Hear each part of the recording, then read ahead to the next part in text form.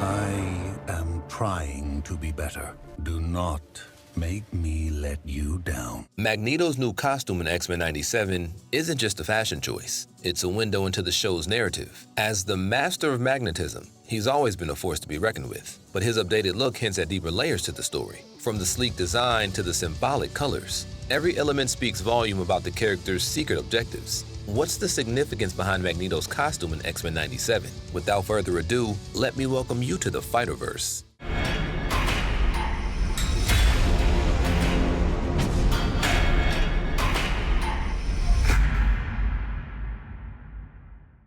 Magneto's bold look in X-Men 97 isn't just a fashion statement. It's a declaration of power and purpose that speaks volumes about the upcoming series. As the master of magnetism, the prince of polarity, and the mangler of metal, Magneto has always embodied strength and sophistication. But with this revamped costume, he's taking his iconic style to a whole new level. A sleeveless shirt adorned with a striking M down the front, paired with the matching cape, sleek spandex, gloves, and boots. It's a look that screams confidence and command, befitting a mutant of Magneto's caliber. While mere mortals might struggle to pull off such a daring ensemble, Magneto effortlessly owns it with the swagger of a true style god. But there's more to Magneto's makeover than meets the eye. Behind the flashy exterior lies a deeper symbolism, hinting at the journey that awaits in X-Men 97. As Magneto strides onto the screen in his revamped attire, he's signaling a shift in the dynamics of power and allegiance within the mutant world. His attire isn't just about fashion. It's about staking his claim as a force to be reckoned with, a leader whose influence will shape the course of events to come. So, while the internet may be ablaze with chatter about Magneto's striking new look, what surprised so many people was the first look at Magneto's redesigned costume. Instead of the intimidating crimson and purple helmet, cloak, and bodysuit, he's wearing a much more heroic costume. That, my friends, is exactly the point, because Magneto is not the villain, but the hero of X-Men 97. To understand the implications of Magneto's new costume, you have to understand where the show left off. In the finale of X-Men's 5th season, Charles Xavier had been attacked on national television, and he was dying from the psychic assault. His only chance at survival was for Lilandra to get him treated by her people within the Shi'ar Empire. The catch was that Xavier would live,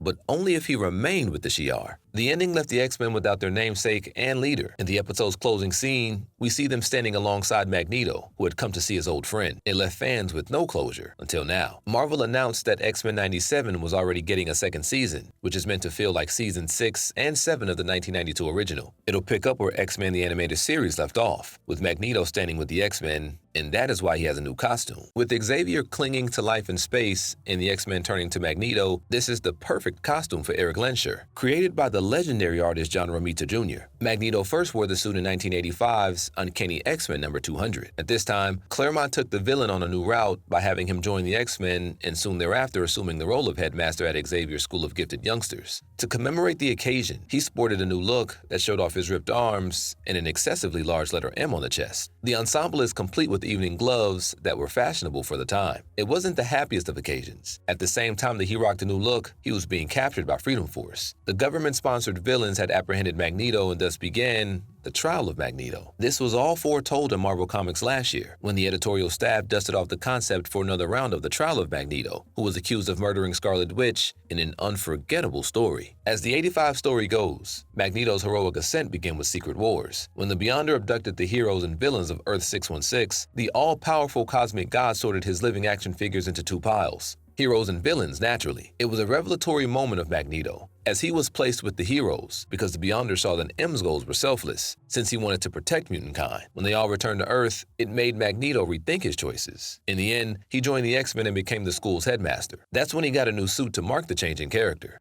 Let's start with the first Blue X-Man, Henry Hank McCoy, also known as the Beast. When Dr. McCoy joined the X-Men, he wasn't furry and blue. In his initial stages of mutation, Beast had larger than average human arms and legs, had his limbs covered in hair, but he still had the appearance of a human. A really big human. All of that changed in issue 11 of The Amazing Adventures in 1972. Beast mutated further after he drank a formula. This formula caused Hank to morph into an animalistic creature that gave him distinct dark grey skin and fur. Eventually, Hank's fur would change to blue. Although the comic book artist's original intent was to make Beast's fur look black, the ink they used to color the comic looked blue in hue. So, the guys at Marvel decided to keep the Beast's fur the iconic azure color. Hank's formula for achieving his animalistic appearance accidentally contributed to his appearance in the X-Men Fox Cinematic Universe, with Mystique ultimately being responsible for turning him blue. In X-Men First Class, Hank believed Mystique's genetic makeup could have been the key to making mutants look normal. He saw it as a potential cure for Mystique, but she didn't take the cure. So, Hank injected himself with it, and he emerged looking like a true beast. After Beast's transformation, more blue mutants were introduced. This particular mutant is very important as to why blue is such a predominant color for the X-Men. The teleporter Nightcrawler's hereditary explains his color.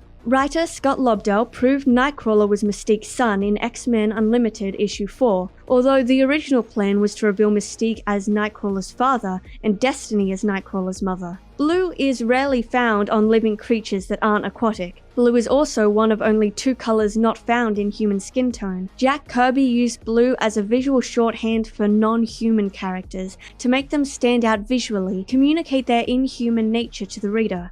A visual shorthand is a shot or series of shots at the beginning of a film, an episode, or even at the beginning of a scene that gives the viewer a wealth of information without them having to think very much about it. It can tell us where the story takes place, the time of year, the weather, and the hereditary of Nightcrawler's blue skin.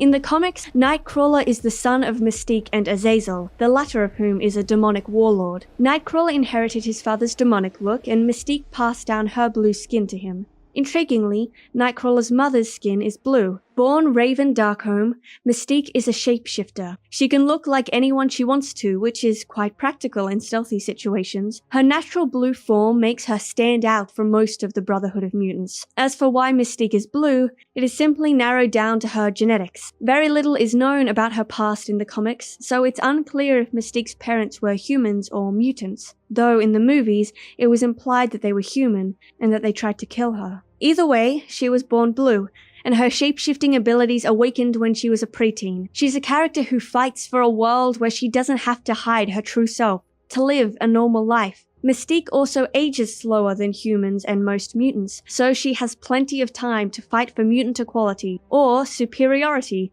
depending on whose side she's on at any given time. While these examples are suitable for the understanding of the frequent use of blue-colored mutants within the X-Men comic, there is still one major reason, or should I say very interesting trickery, and it's been hiding under your nose this whole time. In comics, blue mutants serve another, more practical purpose. Before digital printing techniques, comic books were primarily made with 4 colors: cyan, magenta, yellow, and black. A combination of these 4 colors and white paper could be used to trick the eye into seeing a wide variety of colors. But to save time and money, artists would often use one of the above colors as a solid. Cyan was a stand-in for blue and magenta for red, hence the perceived overuse of the color. In the comics, Apocalypse's blue lips are his standout feature, as his skin is usually grey. For the character's theatrical debut in X-Men Apocalypse, however, he was changed to be a navy shade of blue. Continuity-wise, we can attribute this to another case of genetics, but it's unclear why the film crew changed Apocalypse's skin color. Perhaps they just felt that blue popped on the screen better than grey. At least it's better than purple, which is what Oscar Isaac's Apocalypse looked like in the first photos of his character published on the internet. Since digital printing is the norm nowadays, blue remains an excellent way to tell the fanbase that the character in front of them is not human. Magneto's transition to a hero and leader in X-Men 97, as reflected in his comic book-inspired costume, sets the stage for thrilling story arcs. It's likely that the show will explore adaptations of iconic comic events like the trial of Magneto, while inevitable conflicts between Magneto and Xavier loom on the horizon. The journey promises to be captivating and full of twists and turns. So, do you like Magneto's new style? Leave a comment down below, and don't forget to subscribe for more theories and info. This has been your host. Welcome to the Fighterverse.